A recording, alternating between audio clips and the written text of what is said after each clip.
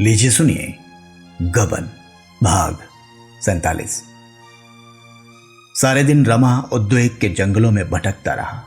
कभी निराशा की अंधकार में घाटियां सामने आ जाती, कभी आशा की लहराती हुई हरियाली। जौहरा गई भी होगी, यहां से तो बड़े लंबे चौड़े वादे करके गई थी। उसे क्या गरज है आकर कह दे कि मुलाकात ही नहीं हुई। कहीं धोखा तो न देगी। जाकर डिप्टी साहब से सारी कथा क्या सुनाए। बेचारी जालपा पर बैठे बिठाए आफत आ जाए। क्या जौहरा इतनी नीच प्रकृति की हो सकती है? कभी नहीं। अगर जौहरा इतनी बेवफा, इतनी दगाबाज है तो ये दुनिया रहने के लायक ही नहीं। जितनी जल्दी आदमी मुंह पर कालिक लगाकर डूब मरे उतना ही अच्छा। नहीं, जौहरा मुझसे दगा ना करेगी। उसे वह दिन याद आए जब उसके दफ्तर से आते ही जालपा लपक कर उसकी जेब टटोलती थी और रुपए निकाल लेती थी। वही जालपा आज इतनी सत्यवादिनी हो गई। तब वह प्यार करने की वस्तु थी, अब वह उपासना की वस्तु है। जालपा, मैं तुम्हारे योग्य नहीं हूं। जिस ऊंचाई पर तुम मुझे ले जाना चाहती हो वहां तक पहुंचने की शक्ति मुझ में नहीं है। वहां पहुंचकर शायद चक्कर खाकर गिर पड़ूं। मैं अब भी तुम्हारे चरणों में सिर झुकाता हूं। मैं जानता हूं तुमने मुझे अपने हृदय से निकाल दिया है। तुम मुझसे विरक्त हो गई हो। तुम्हें अब ना मेरे डूबने का दुख है, ना तैरने की खुशी।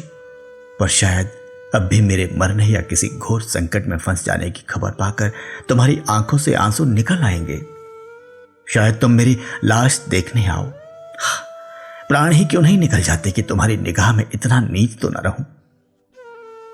रमा को अब अपनी उस गलती पर घोर पश्चाताप हो रहा था जो उसने जालपा की बात न मानकर की थी। अगर उसने उसके आदेशानुसार जज के इजलास में अपना बयान बदल दिया होता, धमकियों में ना आता, हिम्मत मजबूत रखता, तो उसकी यह दशा क्यों होती? उसे विश्वास था जालपा के साथ वह सारी कठिनाइयां झेल जाता। उसकी श्रद्धा और प्रेम का कवच पहनकर वह अजेय हो जाता। अगर उसे फांसी भी हो जाती तो वह हंसते खेलते उस पर चढ़ जाता। मगर पहले उससे चाहे जो भूल हुई, उस वक्त तो वह भूल से नहीं, जालपा की खातिर ही यह कष्ट भोग रहा था। कैद जब भोगनी ही है तो उसे रो रो कर भोगने से तो यह कहीं अच्छा है कि हंस हंस कर भोगा जाए। आखिर पुलिस अधिकारियों के दिल में अपना विश्वास जमाने के लिए वह और क्या करता?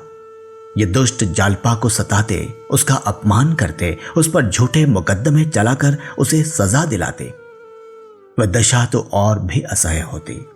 वह दुर्बल था, सब अपमान सह सकता था। जालपा तो शायद प्राण ही दे देती। उसे आज ज्ञात हुआ कि वह जालपा को छोड़ नहीं सकता और जौहरा को त्याग देना भी उसके लिए असंभव सा जान पड़ता था। क्या वह दोनों रमणियों को प्रसन्न रख सकता था? क्या इस दशा में जालपा उसके साथ रहना स्वीकार करेगी? कभी नहीं। वह शायद उसे कभी क्षमा न करेगी।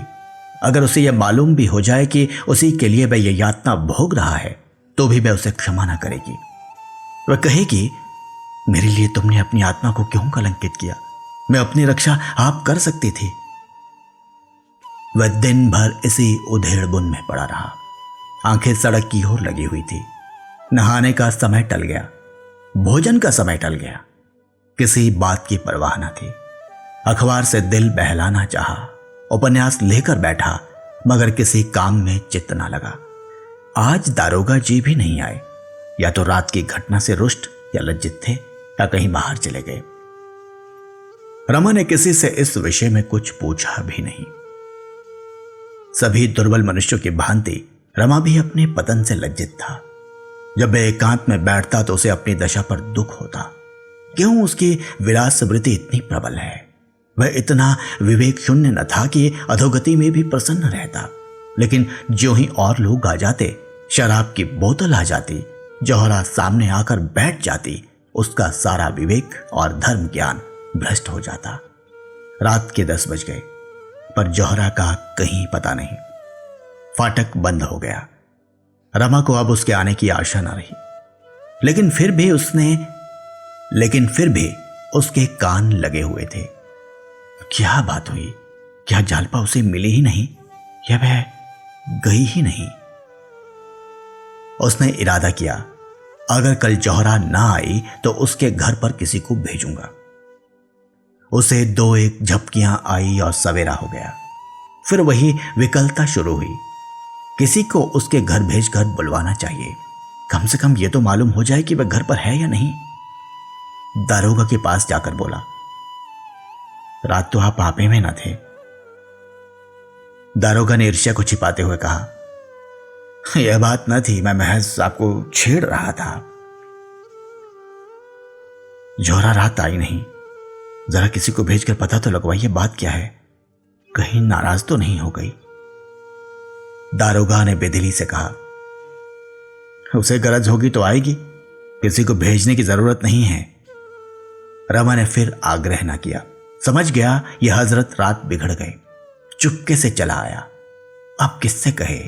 सबसे यह बात कहना लज्जास्पद मालूम होता था। लोग समझेंगे यह महाशय एक ही रसिया निकले। दारोगा से तो थोड़ी सी घनिष्ठता हो गई थी। 1 हफ्ते तक उसे जौहरा के दर्शन ना हुए। अब उसके आने की कोई आशा न थी। रमा ने सोचा, आखिर बेवफा निकले। उससे कुछ आशा करनी मेरी भूल थी, या मुमकिन है पुलिस अधिकारियों ने उसके आने की मनाही कर दी हो। कम से कम मुझे एक पत्र तो लिख सकती थी। मुझे कितना धोखा हुआ। व्यर्थ उससे अपने दिल की बात कही।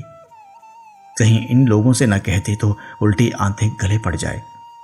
मगर जौहरा बेवफाई नहीं कर सकती। रमा की अंतरात्मा इसकी गवाही देती थी।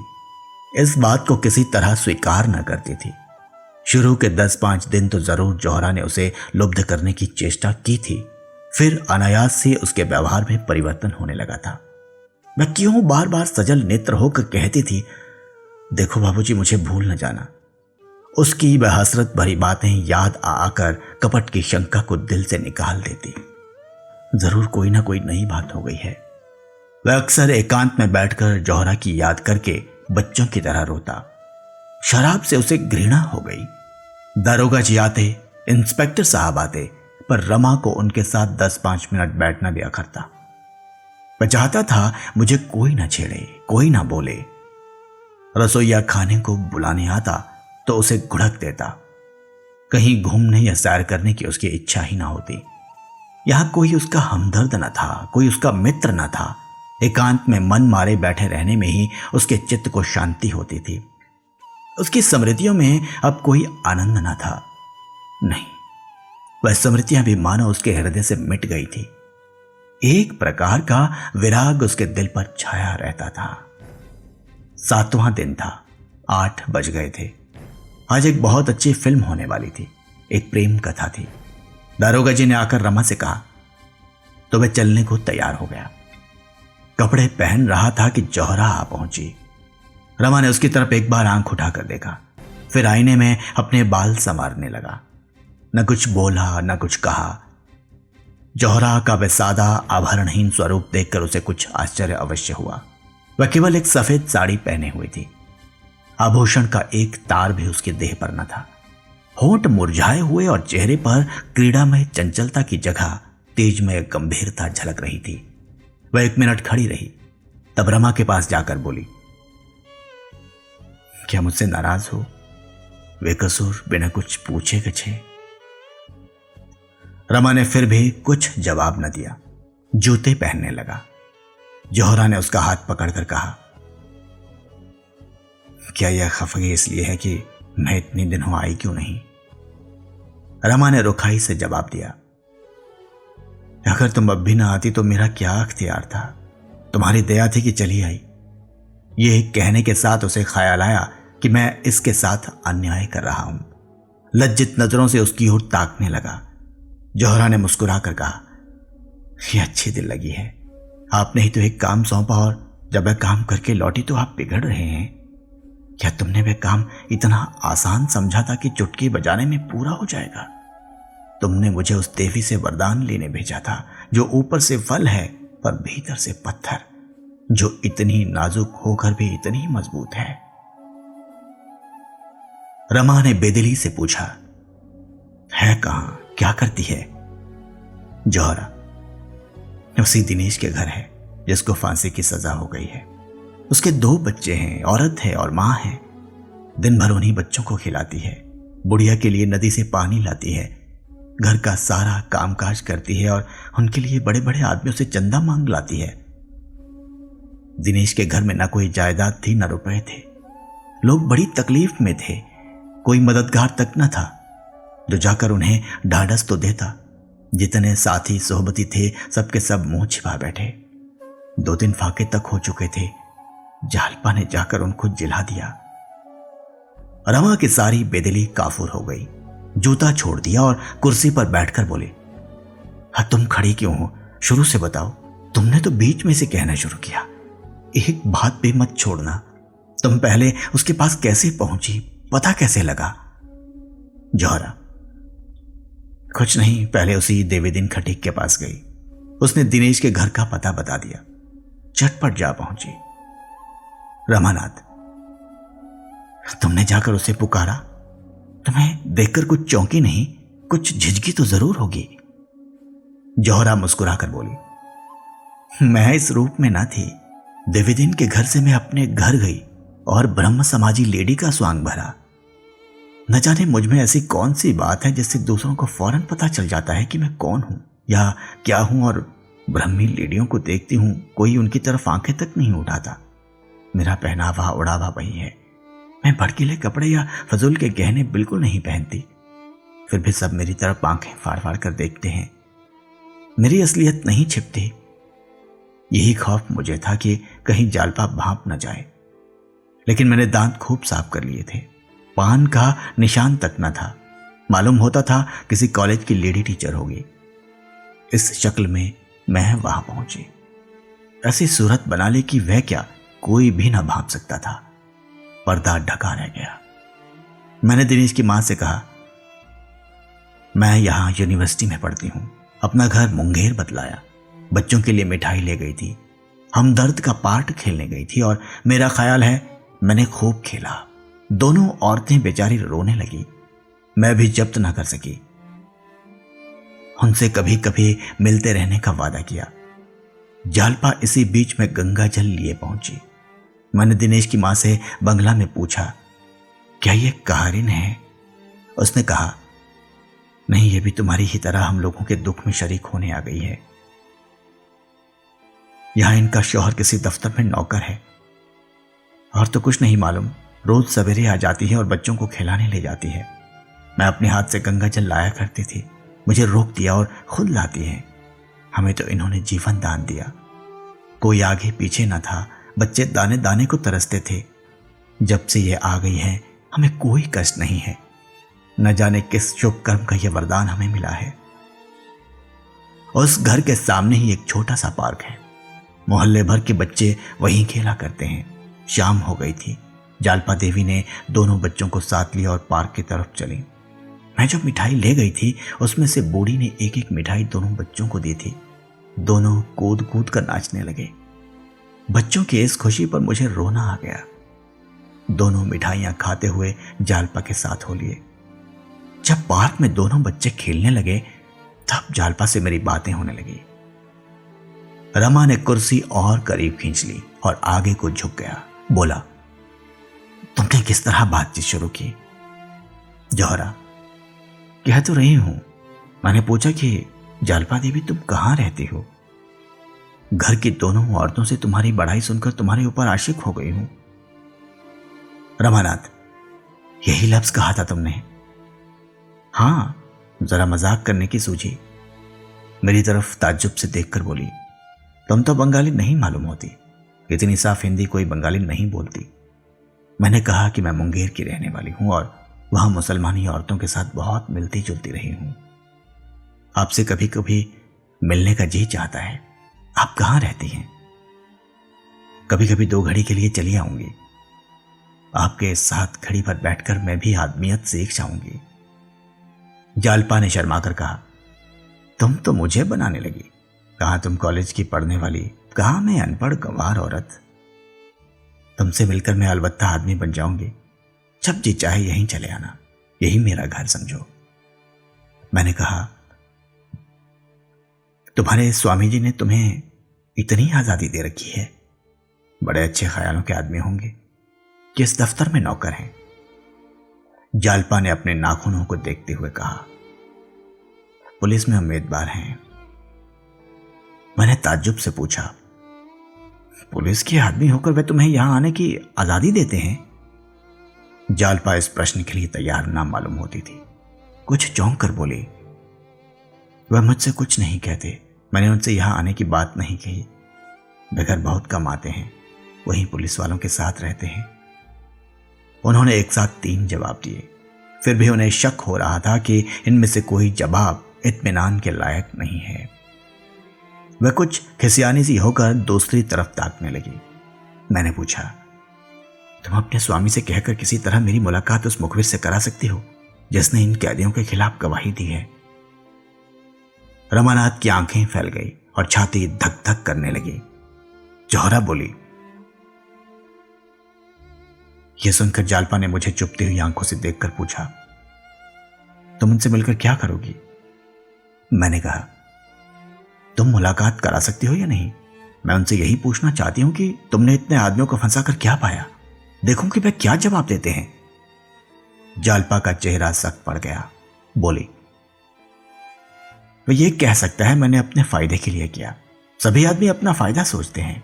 मैंने भी सोचा, जब पुलिस के सैकड़ों आदमियों से कोई यह प्रश्न नहीं करता तो उससे यह प्रश्न क्यों किया जाए?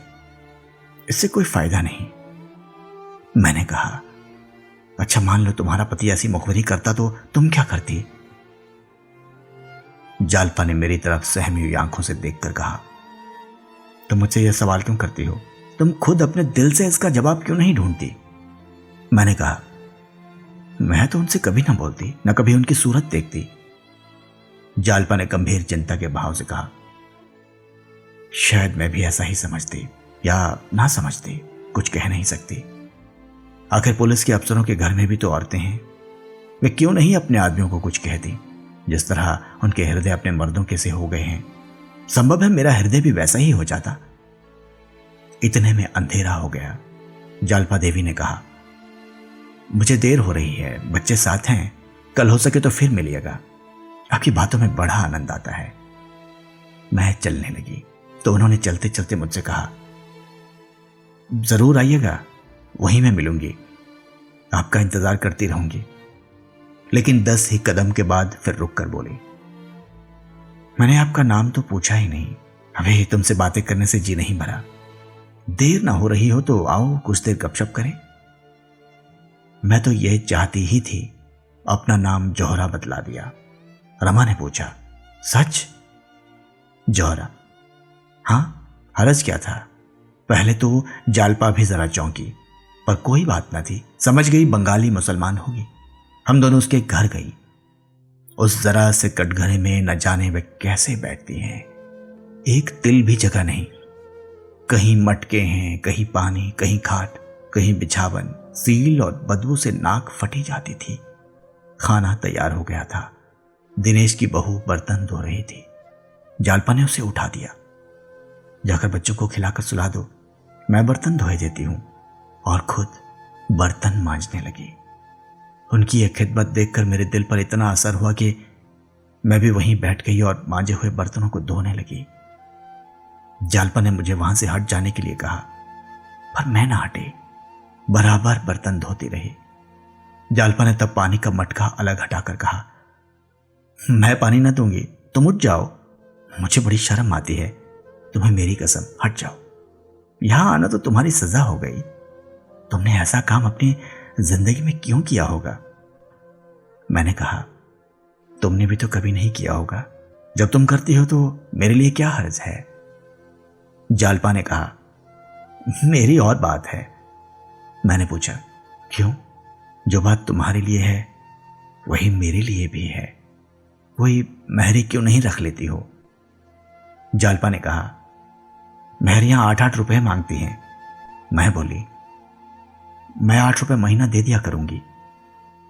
जालपा ने ऐसी निगाहों से मेरी तरफ देखा जिसमें सच्चे प्रेम के साथ सच्चा उल्लास, सच्चा आशीर्वाद भरा हुआ था। वह चितवन, कितनी पाकीज़ा थी, कितनी पाक करने वाली। उनकी इस बेगरज खिदमत के सामने मुझे अपनी जिंदगी कितनी जलील, कितनी काबिले नकरत मालूम हो रही थी। उन बर्तनों के धोने में मुझे जो आनंद मिला उसे मैं बयान नहीं कर सकती। बर्तन धोकर उठी तो बुढ़िया के पांव दबाने बैठ गई। मैं चुपचाप खड़ी थी।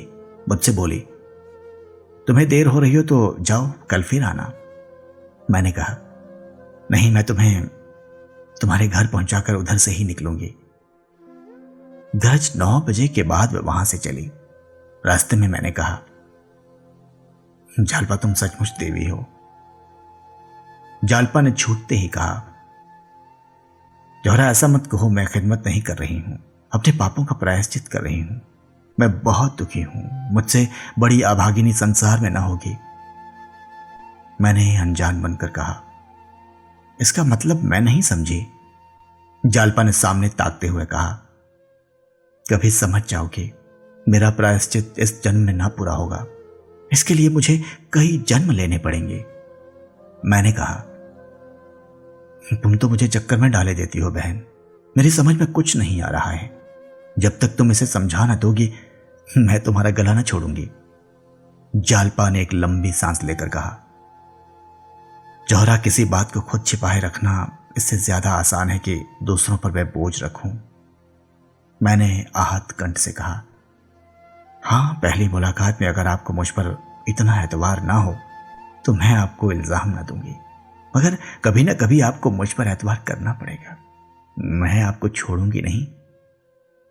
कुछ दूर तक हम दोनों चुपचाप चलती रहीं। एकाएक जालपा ने कांपती हुई आवाज में कहा, जौहरा, अगर इस वक्त तुम्हें मालूम हो जाए कि मैं कौन हूं तो शायद तुम नफरत से मुंह फेर लोगी और मेरे साये से भी दूर भागोगी।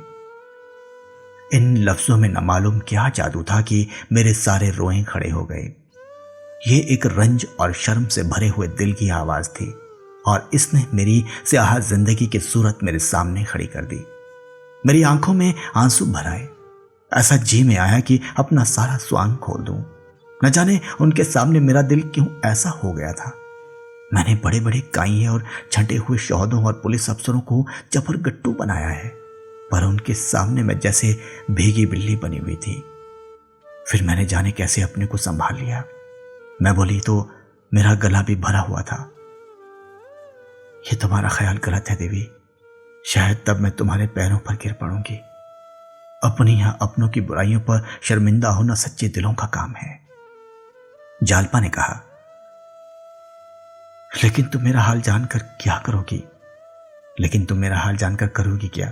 बस इतना ही समझ लो कि एक गरीब अभागिन औरत हूं, जिसे अपने ही जैसे अभागे और गरीब आदमियों के साथ मिलने जुलने में आनंद आता है। इसी तरह हर बार टालती रही, लेकिन मैंने पीछा न छोड़ा। आखिर उसके मुंह से बात निकाल ही ली। रमा ने कहा, ये नहीं, सब कुछ कहना पड़ेगा। जौहरा, अब आधी रात तक की कथा कहां तक सुनाऊं? घंटों लग जाएंगे। जब मैं बहुत पीछे पड़ी तो उन्होंने आखिर में कहा, मैं उसी मुखबिर की बदनसीब औरत हूं जिसने इन कैदियों पर यह आफत ढाई है। ये कहते कहते मैं रो पड़ी। फिर जरा आवाज को संभाल कर बोली, हम लोग इलाहाबाद के रहने वाले हैं। एक ऐसी बात हुई कि इन्हें वहां से भागना पड़ा। किसी से कुछ कहा ना सुना भाग आए। कई महीनों में पता चला कि वे यहां है। रमा ने कहा, इसका भी किस्सा है, तुम्हें बताऊंगा कभी। जालपा के सिवा और किसी को यह ना सूझती। जौहरा बोली, यह सब मैंने दूसरे दिन जान लिया। अब मैं तुम्हारी रग रग से वाकिफ हो गई। जालपा मेरी सहेली है, शायद ही अपनी कोई बात उन्होंने मुझसे छिपाई हो। कहने लगी, जौहरा, मैं बड़ी मुसीबत में फंस गई हूं। एक तरफ तो एक आदमी की जान है और कई खानदानों की तबाही है। दूसरी तरफ अपनी तबाही है। मैं चाहूं तो आज इन सबों की जान बचा सकती हूं। मैं अदालत को ऐसा सबूत दे सकती हूं, फिर मुखबिर की शहादत की कोई हैसियत ही ना रह जाएगी। पर मुखबिर को सजा से नहीं बचा सकती। बहन, इस दुविधा में मैं बड़ी नर्क का कष्ट झेल रही हूं। ना यही होता कि इन लोगों को मरने दूं और ना यही हो सकता कि रमा को आग में झोंक दूं। ये कहकर वह रो पड़ी और बोली, बहन, मैं खुद मर जाऊंगी पर उनका अनिष्ट मुझसे ना होगा। न्याय पर उन्हें भेंट नहीं कर सकती। अभी देखती हूं क्या फैसला होता है। नहीं कह सकती उस वक्त मैं क्या कर बैठूं। शायद वहीं हाई कोर्ट में सारा किस्सा कह सुनाऊं। शायद उसी दिन जहर खाकर सो रहूं। इतने में देवीदीन का घर आ गया। हम दोनों विदा हुई। जालपा ने मुझसे बहुत इसरार किया कि कल इसी वक्त इधर आना। दिन भर तो उन्हें बात करने की फुर्सत नहीं रहती, बस वही शाम को मौका मिलता था। वह इतने रुपए जमा कर देना चाहती है कि कम से कम दिनेश के घर वालों को कोई तकलीफ ना हो। 200 रुपए से ज्यादा जमा कर चुकी है। मैंने भी 5 रुपए दिए। मैंने 2-1 बार जिक्र किया कि आप इन झगड़ों में ना पड़िए, अपने घर चली जाइए, लेकिन मैं साफ साफ कहती हूं, मैंने कभी जोर देकर यह बात ना कही। जब जब मैंने इसका इशारा किया, उन्होंने ऐसा मुंह बनाया गोया वह यह बात सुनना भी नहीं चाहती। मेरे मुंह से पूरी बात कभी ना निकलने पाई। एक बात है, कहो तो कहूं। रमा ने मानो ऊपरे मन से कहा, क्या बात है? जौहरा, डिप्टी साहब से कह दूं वह जालपा को इलाहाबाद पहुंचा दें। उन्हें कोई तकलीफ ना होगी। बस 2 औरतें उन्हें स्टेशन तक बातों में लगा ले जाएंगी। वहां गाड़ी तैयार मिलेगी, वह उसमें बैठा दी जाएंगी, या कोई और तदबीर सोचो। रमा ने जौहरा की आंखों से आंख मिलाकर कहा, क्या यह मुनासिब होगा? जौहरा ने शर्माकर कहा, मुनासिब तो ना होगा। रमा ने चटपट जूते पहन लिए और जौहरा से पूछा, देवीदीन के ही घर पर रहती है ना? जौहरा उठ खड़ी हुई और उसके सामने आकर बोली, तो क्या इस वक्त जाओगे? रमानाथ, हाँ जौहरा, इसी वक्त चला जाऊंगा।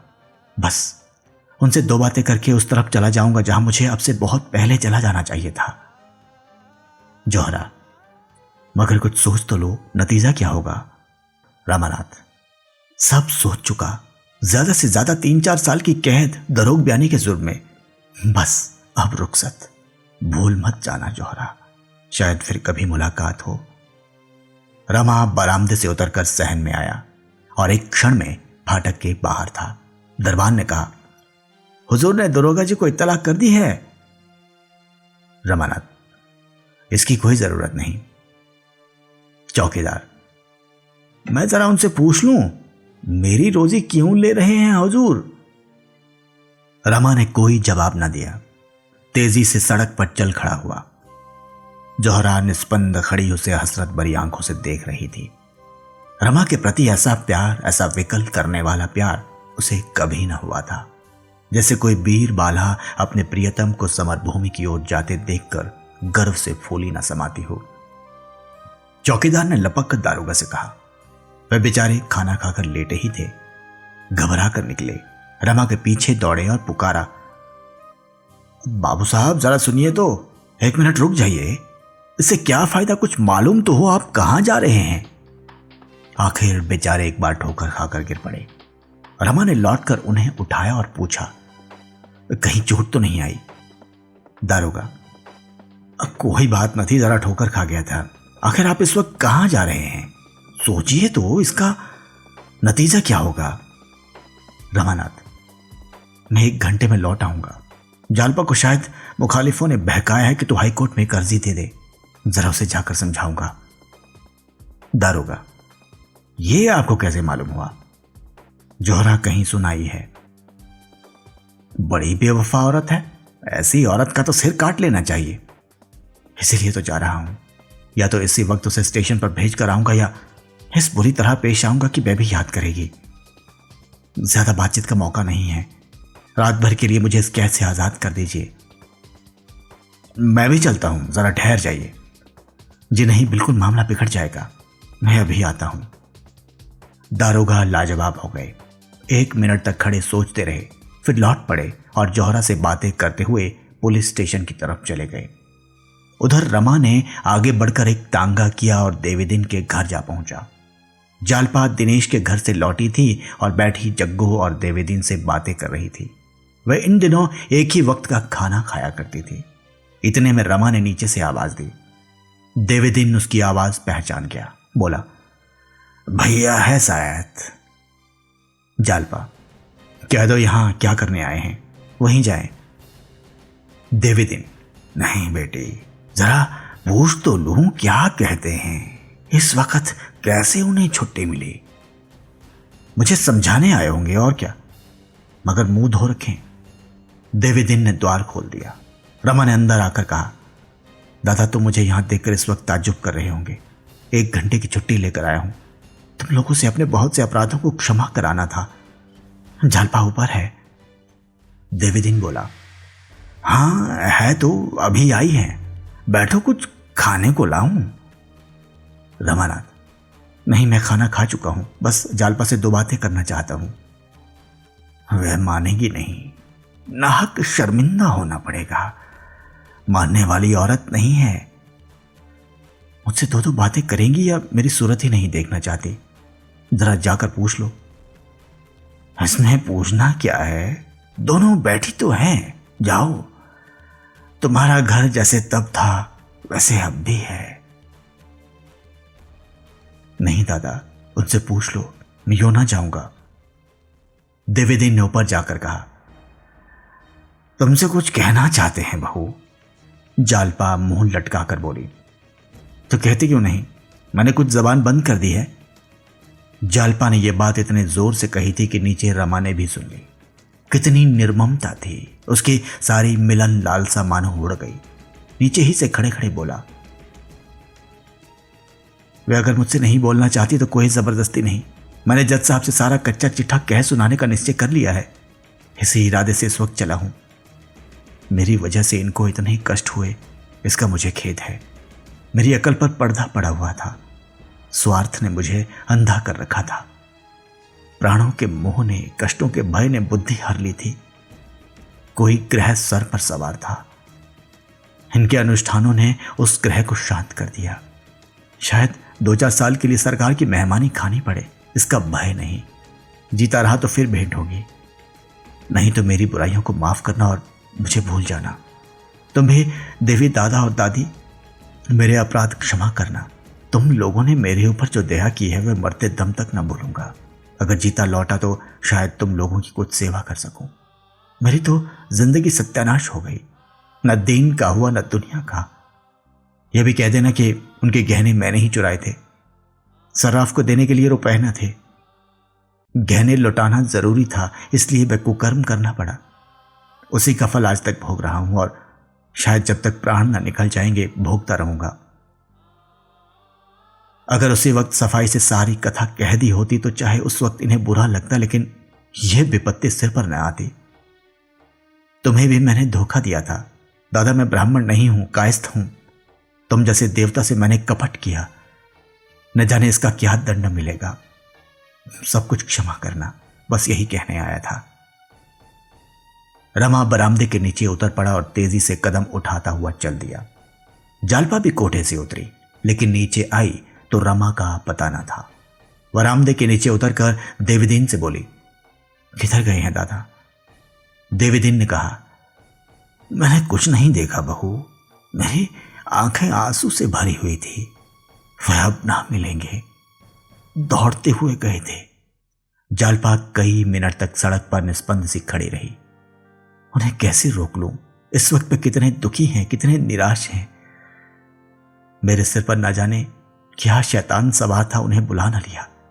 भविष्य का हाल कौन जानता है, न जाने कब भेंट होगी।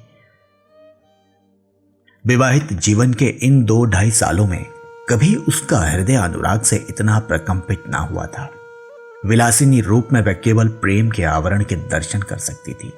आज त्यागिनी बनकर उसने उसका असली रूप देखा। कितना मनोहर, कितना विशु, कितना विशाल, कितना तेजोमय। विलासिनी ने प्रेमोद्यान की दीवारों को देखा था, वह उसी में खुश थी। त्यागिनी बनकर वह उस उद्यान के भीतर पहुंच गई थी। कितना रम्य दृश्य था, कितनी सुगंध, कितना वैचित्र्य, कितना विकास। इसकी सुगंध में इसकी रम्यता का देवत्व भरा हुआ था। प्रेम अपने उच्चतर स्थान पर पहुंचकर देवत्व से मिल जाता है। जालपा को अब कोई शंका नहीं है। इस प्रेम को पाकर वह जन्म जन्मांतरों तक सौभाग्यवती बनी रहेगी। इस प्रेम ने उसे वियोग, परिस्थिति और मृत्यु के भय से मुक्त कर दिया, उसे अभय प्रदान कर दिया। इस प्रेम के सामने अब सारा संसार और उसका अखंड वैभव तुच्छ है। इतने में जोहरा आ गई। जालपा को पटरी पर खड़े देखकर बोली, वहां कैसे खड़ी हो बहन? आज तो मैं ना आ सकी। चलो, आज मुझे तुमसे बहुत सी बातें करनी है। दोनों ऊपर चली गई।